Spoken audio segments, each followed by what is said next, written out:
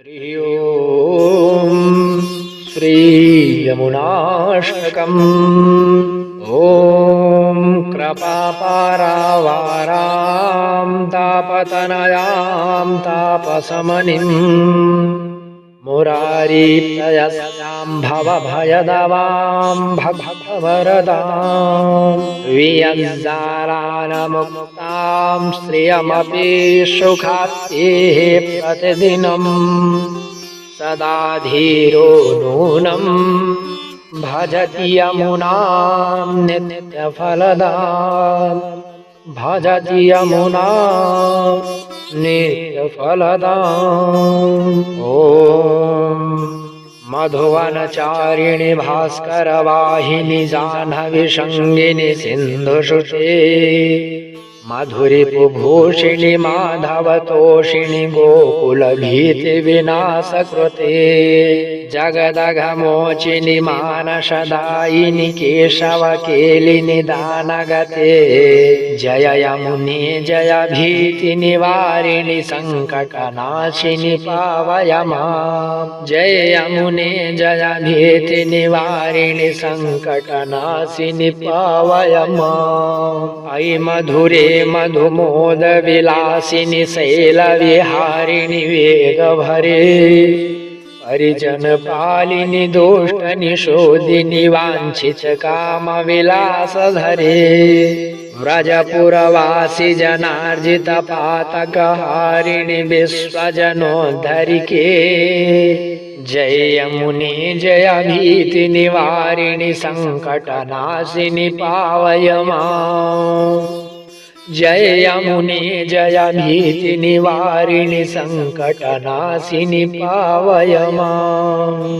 अतिविपदम्बुधिमग्नजनं भवतापसताकुलमानसकम् गतिमतिहीनमशेषभयाकुलमागतपादसरोजयुगम् ऋणभयभीतिमनिनिःस्मृतिपातककोटिदशायुतपुञ्जतरम् जय यमुने जय भीतिनिवारिणि सङ्कटनाशिनि पावय माम् जय यमुने जय भीतिनिवारिणि सङ्कटनाशिनि पावय माम्।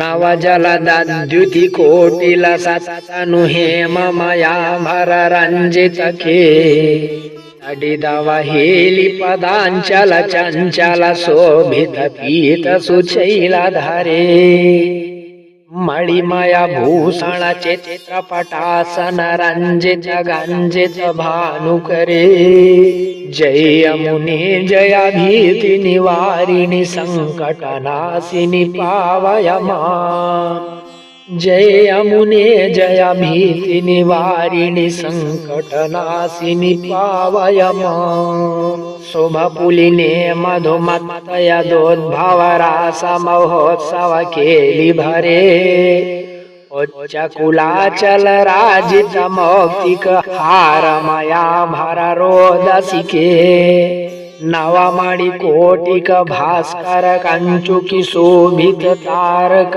हारयुते जय यमुने जय भीति निवारिणि संकटनाशिनि पावय माम् जय यमुने जय भीति निवारिणि संकटनाशिनि पावय माम्।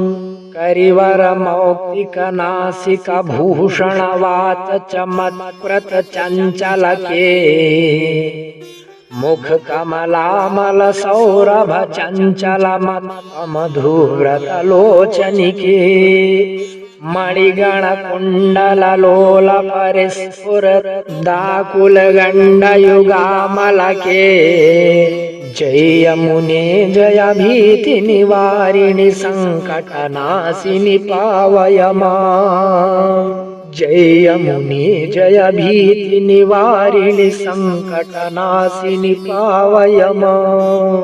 कलरवनूपुर हेममयाचित पाद सरोरुह सारुणिके धिमि धिमि धिमि धिमि धिमि ताल विनोदित मानस मंजुल पादगते तव पद पंकजमाश्रित मानवचित्त सदाखिल तापहरे जय यमुने जय भीति निवारिणि संकटनाशिनि पावय मां जय यमुने जय भीति निवारिणि संकटनाशिनि पावय मां भवोत्तापाम्भोधो निपतितजनो दुर्गतियुतो यदि स्तौति प्रातः प्रतिदिनमनन्याश्रयतया हयादेशैः कामं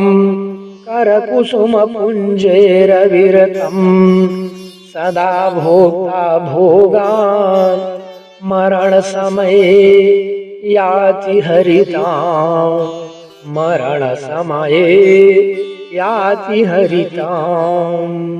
हरिः ओम्। अथ श्री सत्यकामः श्रीमच्छङ्कराचार्य विरचितं श्रीयमुनाष्टकम्।